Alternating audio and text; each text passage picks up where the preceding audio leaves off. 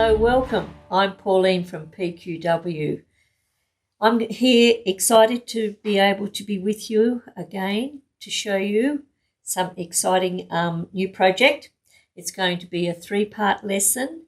I'm going to be teaching you some weaving techniques, which are fun to do. You could use your scrap fabrics, bust your stash a little bit, or you could purchase fabric for this sort of thing. So weaving is very, very simple, but there's a few little hints and tips that I'm going to give you in this lesson so that you get a really, really nice effect once you've got it done. And like, you can weave anything. You could weave table napkins, you could weave baskets, you can weave, if you've watched my woven vest video, you could weave up a vest, but this is just basics. And you can see here I've done 3 different forms of weaving. We've used wider strips with more narrow strips. So what I'm going to be teaching is we're going to quilt the blocks first, then we're going to make some strips, fold them nice and neat, and then we're going to show you the weaving and how to prepare all of that. We'll end up doing some bias and some double bias around the edge, and then we're going to be joining it together in one of our Quilt As You Go techniques. So very, very simple techniques involved, but it's just a class on showing you basics to weaving. Then you could decide what you'd like to do with it. I've just made this little runner just as a bit of fun. We can weave on the diagonal like I have here to give you a different effect. You can use as many different coloured fabrics as you wish. There's no rules to it, so it's a very easy thing to do. All right, let's talk fabric. I've just pulled fabric from my stash and, just went through and coordinated them. I've just used a white as my background for each of the blocks. And my white fabrics at the background, they're all different. They're not the same fabric. They're all got a little different print on them. Then I've got a different couple of mauves. One's a little bit lighter than the other. Then I've got this nice tealy colour. And I've got the main print. And the main print is where I've pulled all the fabrics from. As you can see, I've got the different shadings of green in this one. I've got the different mauves. I've got the light mauve and the darker mauve. Then I've got the tealy colour and set up with the white background. So make your choice on what colours you'd like to do. Now, to get this started, there are different tools that I use. As you know, I love to recommend the right tools for the job. These are the tools that I love to use and what I've used in the making of this little project. You make your choice on what you'd like to use. So we've started out, once we get our preparation of our quilting done, and I've made the quilting very simple for you, just a quilted grid. But you could quilt anything in the background, whatever you would like. I've marked my grid with the bowhin fabric marking pencil because I use the light background. I've used the grey lead. You can get them with the white and the grey lead. That's what I've used. I've cut out with the little 18mm cutter because I really love using this cutter for cutting out all of my bits and pieces, as you'll see in all the videos that I do. We've used the Roxanne glue basted. This is what we're going to glue all of these edges down with. We're going to glue the bias on. We glue everything on. I find that pinning, we get too much distortion, so the glue helps us beautifully there. We're going to use a taper tailor's awl. These are a really nice tool, and you'll be seeing why that's so important when I'm putting my bias around the edges. You could use a heron marker to mark your grid. If you don't want to mark your fabric with a fabric marking pencil, a heron marker is a great little tool to use. It just puts a crease in the fabric, so you just stitch on that crease line and you've got nothing to wash out once you're finished. We're going to use a bodkin. Now the bodkin, there's 2 different styles of bodkins in here. These are normally what you'd use to thread elastic through a channel or cord or anything like that, but I find a bodkin when I'm doing the weaving helps me get the fabrics over and under so much easier than trying to do it with my fingers. Now, I've used the wonderful 40 weight thread, the variegated, this really nice variegated thread, because it had the mauves and the greens in it that I've used in my fabric. So it's just a subtle little bit of colour in the background for the quilting, but there's all different colours that you can get, but I chose to use this beautiful mauve one. We're going to use the different Sasher tools. Now these ones are different sizes to what would be in your normal set of 12 if you have those. We're going to use the 3/8, the 5/8, the 7/8 and the 1 3/4. So they're the ones that we're going to use to get the effect of the weaving that we want. And then through the whole process I have the Sew Slip mat. This lovely slippery mat is always on the bed of my sewing machine. And, you know, we'll talk about these things as we go through the class if you don't already know about them. But they are all the tools that I've used to produce what I make. So now we're going to start. I do use the big square to cut out my blocks because we're going to cut these blocks 11.5 inches or thereabouts. That's the size I've used. You might want to do a different size, but I've used the 12.5 inch ruler. And we're going to use this little 1 inch ruler. This one is a really, really handy one. This is what we're going to use to make sure all of our strips are nice and proportionally even and that they're going to be nice and straight. So we're going to use that ruler. There are notes for this that you can download or get off our website and download them for free. And in the notes, you're also going to get the pattern for the heart, which you will need. And once you've downloaded that, cut the heart out so you've got the shape to work with. We're going to get our 3 layers. Now I've cut my white fabric out and I choose to use the Hobbs Heirloom double-sided fusible wadding or batting. This is fusible both sides, and I've cut my backing fabric out. I've just used a scrap out of the cupboard. So lay the 3 layers out together. Make sure you've got no fluff under there if you're using the white fabric. Then I'm going to, with a hot dry iron, I'm going to slowly press. Once I've done the right side, I'm going to flip it over and do the back side. Okay, so we just slowly move the iron. If you're going to move the iron fast, it won't work properly for you. It won't have enough heat to activate the fusible. So just move it nice and slow over the surface. You can see now it's starting to grip. Once we've done the front, we're going to flip over and do the back. Very, very easy to do. You know, if you're using the 3 blocks, iron them all up together because the fuse will hold. Then flip it over, flatten out the back. If it started to stick a little bit and you get that little bit of a ripple in it, you can peel it off and reposition. A lot of people get scared when I talk about the fusible web. It doesn't stick to our iron. I've never had any trouble with it sticking to the iron. If I happen to go around the edges and I touch the wadding with the iron, it doesn't stick to the iron, which is nice. But the nice thing is if you're ironing it down and you make a mistake, you can always peel it back and re-iron it. So you can see I'm moving the iron nice and slow. A lot of people just move it too fast. You know, we're always in a hurry, aren't we? But if you move it nice and slow, you'll get a really good result to start with. Okay, just take it nice and slow. Okay, so now we've got that ready to draw our grid on.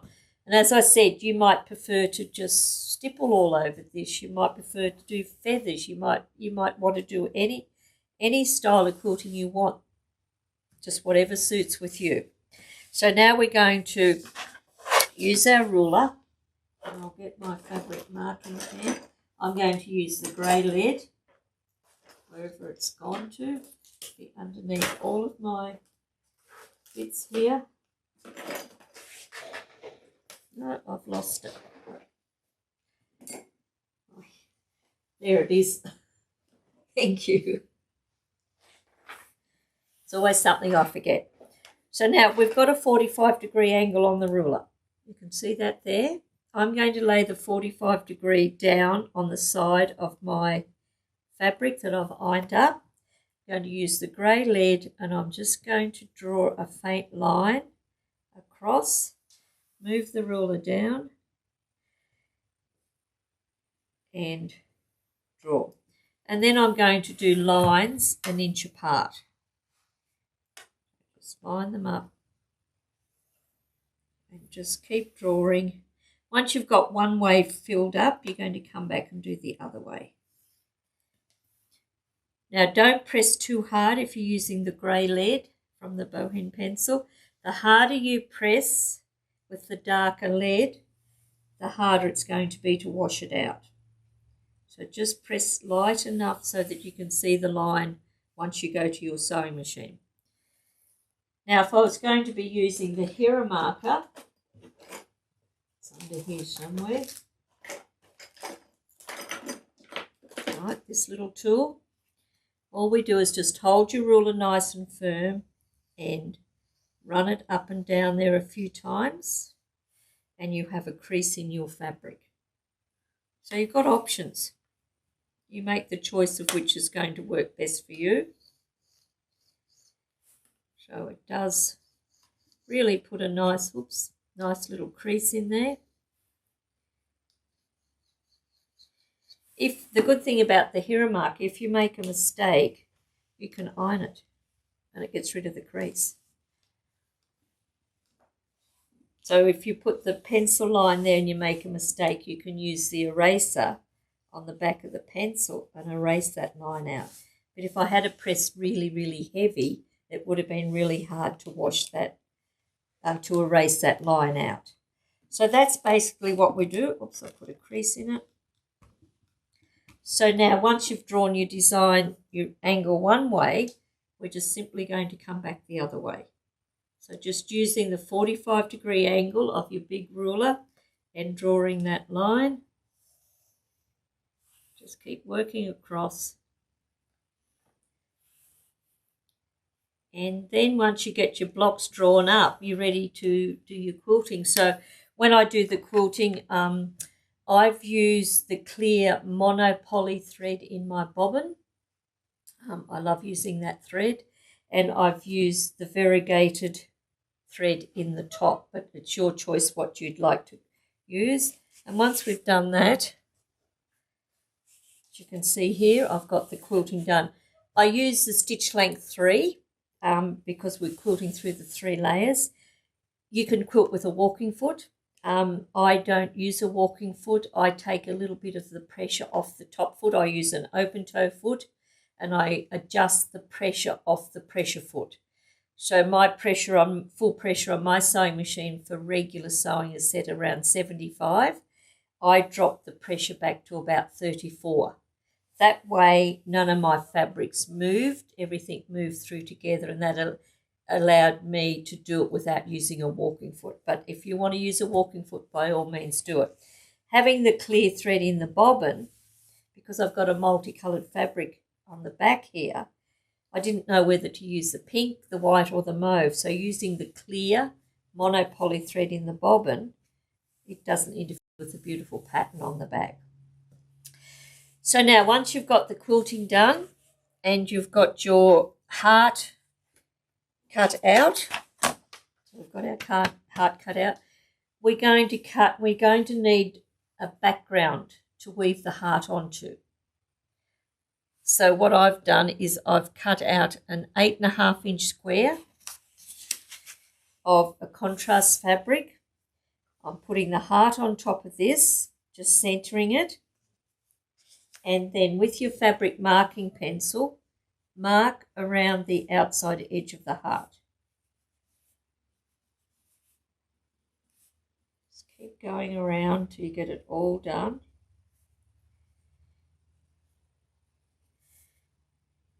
You don't need to draw a solid line, you just need an outline marked out. Now, depending on your weaving, which style of weaving you do, some forms of weaving where you put the strips right up against each other, you'll never see this background piece of fabric. For example, when we come back to this one here, and we look at this closely, I've left about a 1/16 of an inch gap between each of these strips. So I can see the fabric that I've used as a heart shape underneath here. But when we come to these ones where we've got the strips right up against each other, you can't see the underneath fabric. So if you're going to weave nice and close to each other, it doesn't matter what the fabric is. It could be a bit of calico, it could be a scrap of any fabric. But if you're going to have it with a little bit of a gap, you'll need to think about the colour you're going to use. So there's our heart. So now we're not going to cut this out. We're going to just leave it as a solid piece. But a little tip that I'd recommend is mark where the tip of the point is, right straight down to the edge of the fabric, and mark up here. So you've got a reference to the centre. Because once we do the weaving, we're going to have to lay the strips down so they extend at least a good 1/4 of an inch over the edge of the heart shape. If you don't put a centre point on here, once we do the weaving and then we put our pattern back on it to trim it back to the heart, you won't know where your centre points are. So that's just a little tip to put those 2 reference lines in. And once you've got that done, you're ready to start preparing all of your fabrics for your different weavings. So let's come back to these hearts. We're going to start with this one. So here I've used 2 different size Sasher tools. I've used the 3/8 and the 5/8 for these 2. Now in the notes that you can download are the measurements to cut your fabric, which we'll go over with you in a moment. So the fabric for your weaving, you're always going to cut the fabric double the measurement of your finished size because you're going to fold the edges back in under. So 3/8 and 5/8 here. This one here, I've done the 5/8 for this tealy colour, 5/8 for my floral, and this big one up here is 7/8. So you can see how we get a different effect using different widths. And it's really hard when you use a print fabric, when you cut it up, it's really hard to see what size it is. But, you know, it'll all come clear to you once we start weaving. This one over this side, we've used the 7/8 as the ones coming down here. Right, they're all 7/8, and then we've used the 5/8 here.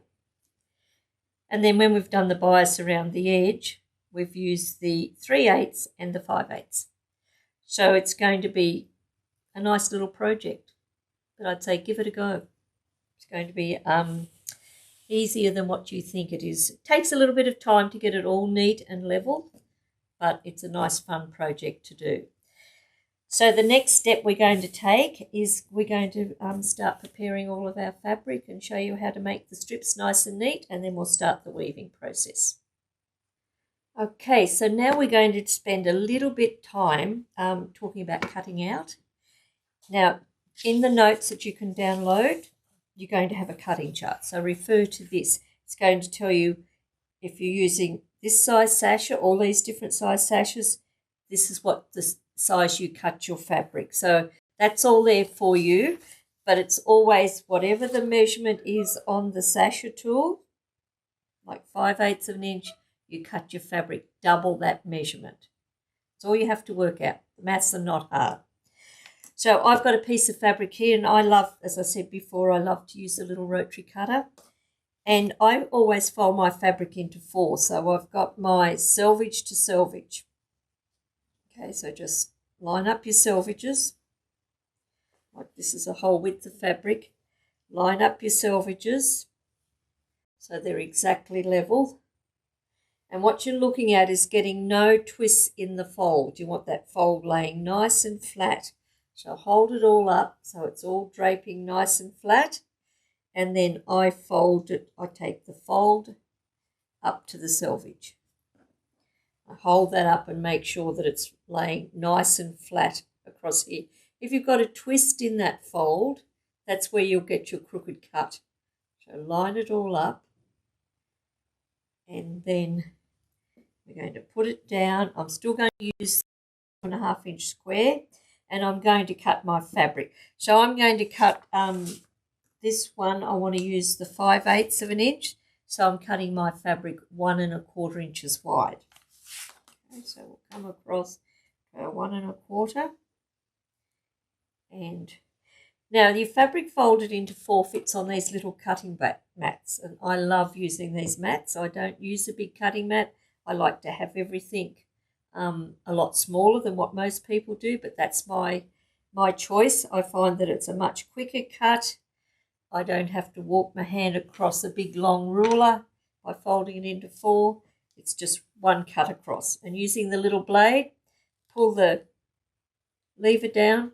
Don't pull the lever at the back. If you're using this style of cutter, this one at the back is to remove the blade. And some people pull that one down by mistake and the blade just pops out. Now, if you don't put the blade back in properly, your cutter won't work properly and you'll wreck it. So only ever touch the lever at the back when you are cleaning your rotary cutter or changing the blade. Okay, it's this one at the front that you use to open the blade. I've got it set at 1 1/4 inches. Hold your hand in the middle and cut across. So we've now got that strip cut. So I'll just come back to the ironing mat, and you can see I will use my ironing mat. I use this all the time. It travels all over the country with me. Wherever I go, I have my little 3-in-1 workboard with me. But when I'm making all my quilts here in my studio, it's what I use. We'll turn it this way. So now what we're going to do is lay our strip out, and we're going to fold the edges in and in till they meet. Try and have it fairly close to meeting in the middle. If it's a little bit off, it doesn't matter. And just press the first few inches of it. Just get that nice and flat. Because what we're doing now is getting it to the right size to fit in the Sasher tool. So we're going to use the 5/8 inch tool. We're going to go up and back down. Very, very simple. Up and back down. The awl is a very handy tool to use to help you get it through. Pull it through. Now we're going to pin this into the ironing surface, and I use the double fork. Very hard to see, but this is a twin pin, and I'm using it because it's going to put equal tension on both sides of that fabric. I find if I use 2 separate pins, I get different tensions on the fabrics, and one side of the fabric can stretch more than the other. Now, just some little tips on using the Sasher tool. A lot of people use the front of their iron and put the front of the iron into there because it fits beautifully. But if you do that, you're going to notice that it's going to twist the Sasher tool, which in turn will make your fabric fold inaccurate. So it's always the side of the iron that you're going to use against the side of the Sasher tool.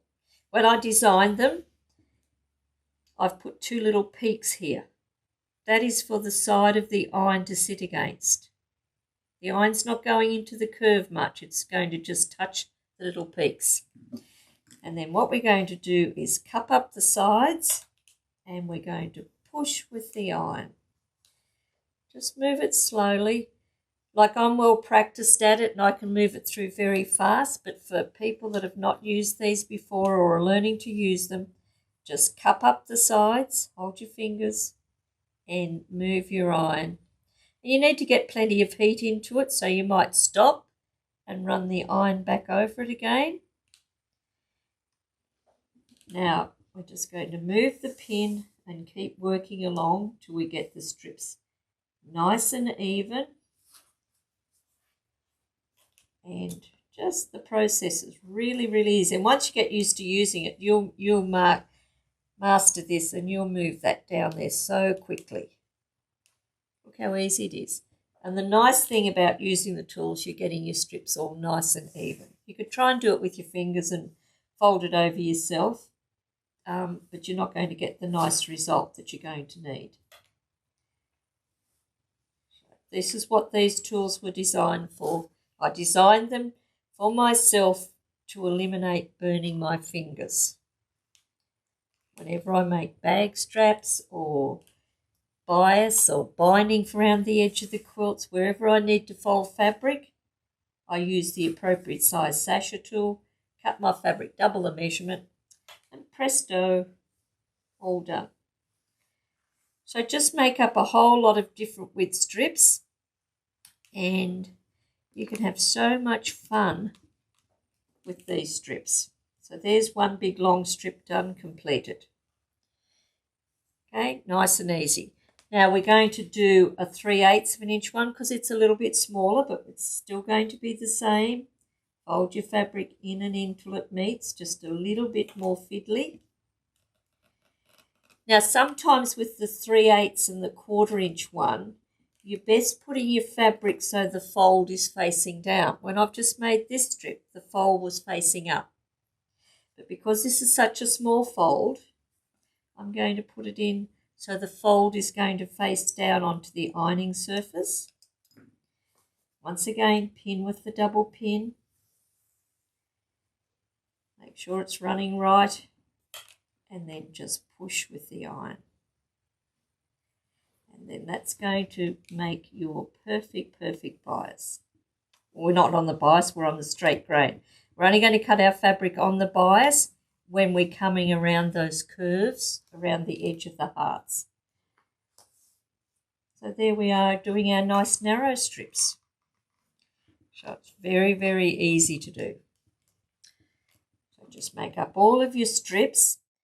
So get ready for the next lesson, because there's a lot of exciting things to show you. So may I suggest that if you're going to do this as a project, get your background fabric quilted up, get your heart drawn onto your underneath fabric. But remember, don't cut around the heart. Leave it just as that 8.5 inch square with the heart drawn on.